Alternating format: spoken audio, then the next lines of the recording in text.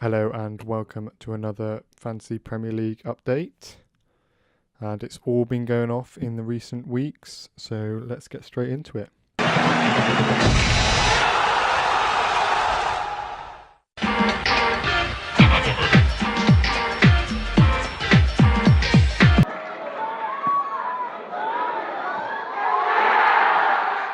In week 4, it had the coming together of Max, Wilkie and Kane Dyson.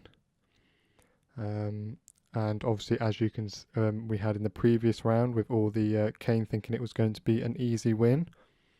But we had egos dented as Max came out on top.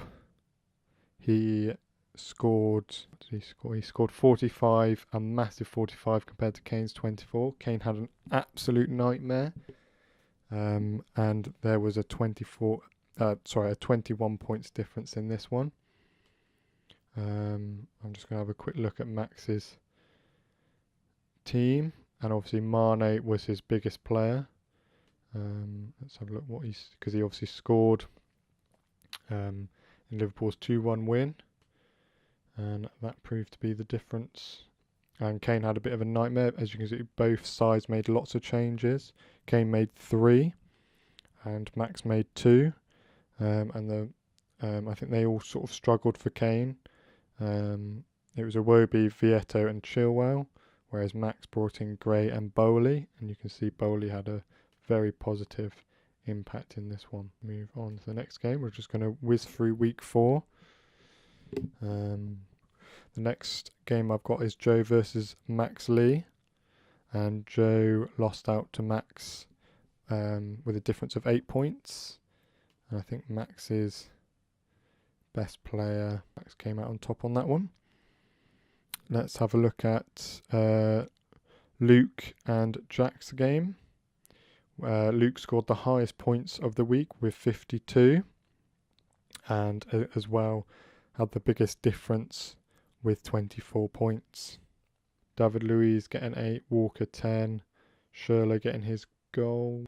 Then we had our closest game of the week with Aaron against Dale.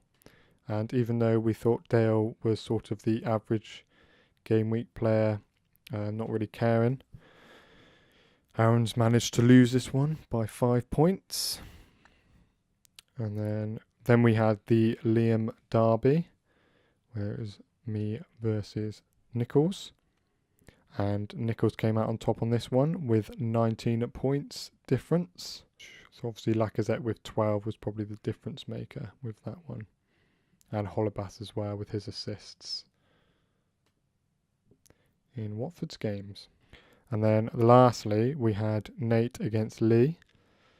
And Nate lost out by 10 points to Lee Shelton's team.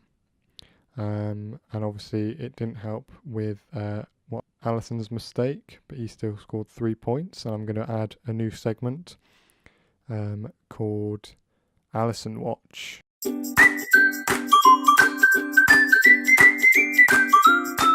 So this week we had, last week we had Alisson flicking over the ball very successfully over Knockhart. This week it did not go quite so well. Oh, now what's Alisson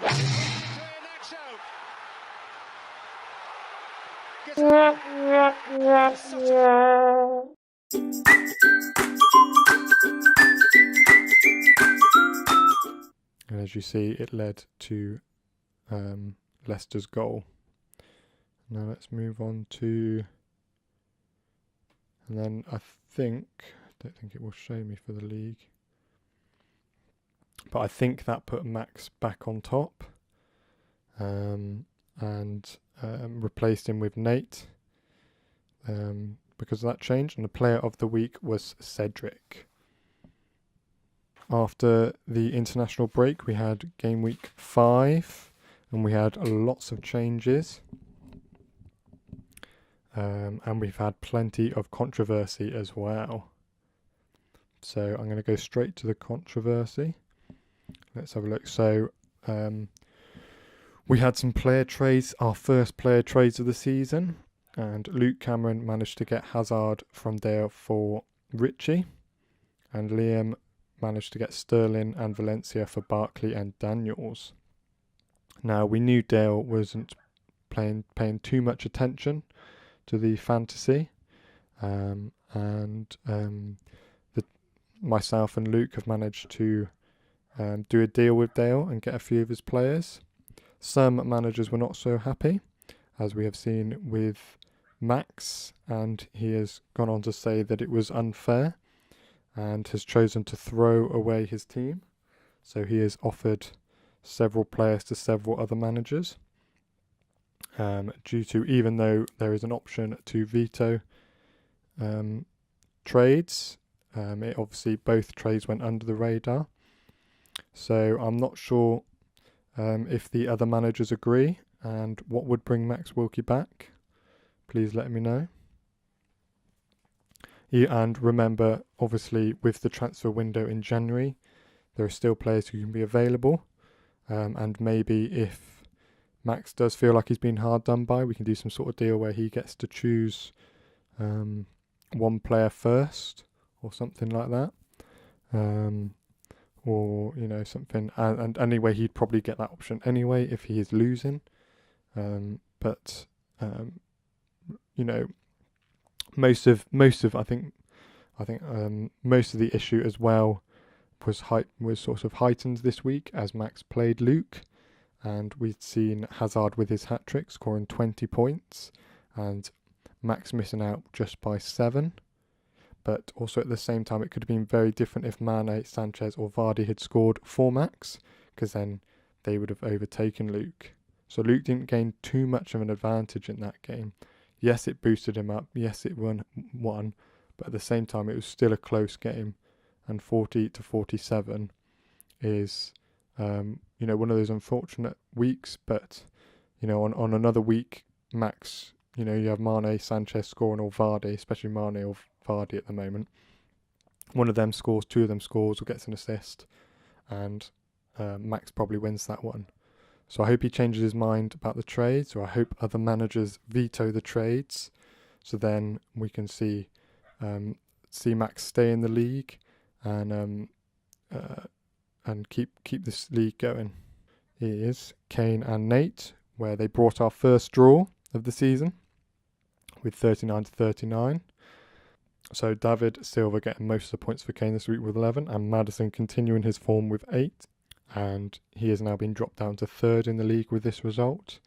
We obviously saw Firmino get his goal and also get stabbed in the eye. And if you see Vertonghen's reaction, it is quite nasty. Alexander Arnold with 6. But sadly, Mitrovic or Wilson couldn't help him out this week to get that edge over Kane. So Kane's reacted to that Max loss with a point. Now let's have a look. It was Lee and Liam up next, who had the I lost out by 5 points. And let's have a look at Lee's winning team. Smalling probably the biggest difference maker here with his goal against Watford, which was quite something. I'll see if I can find a clip of it if you'd missed it. And obviously in past that game, so I think United, because of his United, he's probably got more United players I think than most players. He benefited from that, and I think I had a rough week because I think I had Mendy not play, and I don't know if you've seen his tweet, but I'll put that on here as well, where he said heartbroken, made many broken hearts for him not playing this week, which was quite good, quite entertaining. So Jack and Aaron had again Aaron losing out by just 6 points. Jack winning, so let's see Jack's team. I'm just going to concentrate on the winners this week, and big hitters with Ozil scoring the second of Arsenal's goals against Newcastle and getting all 3 bonus points. Danny Ings, who looks like he's going to be injured in the next tie, with his goal scored. And Gray with his strike against United, all helping him gain the edge this week against Aaron. Now let's have a look at the last game of the week, which had quite a big difference as well, by 14. I think it was Nichols that won this one. No, it was Joe Nash winning by 14 points. And Edison gaining a big advantage this week. And Giroud as well with his assists for, I think it was for, he got 2 assists for 2 of Hazard's goals. And even with Kane not gaining many points, for Laney with his transfer, I think he transferred Fellaini in this week, gaining 5 points. So that was quite a good move by Joe this week. So let's just have a look at the league table. So Max is still top with 12 points, but Lee is hot on the heels in second. But there is a huge difference in points by 245 to 176. Then we have Nate in third, and then Jack in fourth. So at the bottom we have Max, Aaron and Dale, all on 3 points, but obviously all still to play for in these early games in the season. So if the fellow managers could let me know whether we should introduce that January transfer window charts for managers who lost out on the trade, just to try and even it out. What would see Max return if that isn't the option? And also remember to veto the current trades that are both going to Luke currently from Max if you want to see that change, but also give Max an opportunity to stay and still compete, as his team is still well up there with some of the best, as you can see from his points gained.